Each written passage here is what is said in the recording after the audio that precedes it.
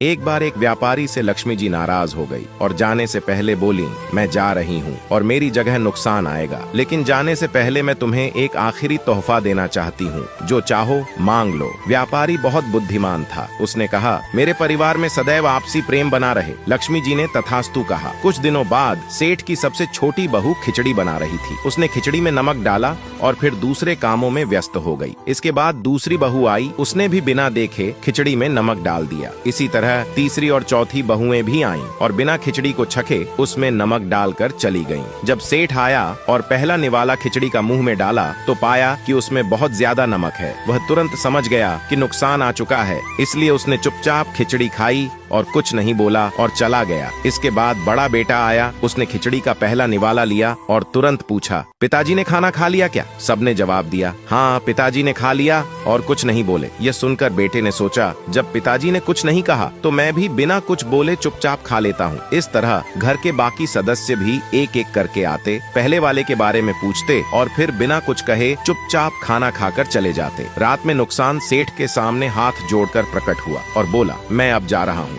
सेठ ने पूछा, क्यों? तो नुकसान ने कहा, 1 किलो नमक तो खा गए, फिर भी झगड़ा नहीं हुआ। मेरा यहाँ कोई काम नहीं। जिस घर में आपसी प्रेम होता है वहाँ सदैव सुख और शांति का वास होता है। दोस्तों, अगर आप इस बात से सहमत हो तो यस जरूर लिखें और इसी तरह की कहानियों के लिए हमारे पेज के साथ जुड़े रहिए।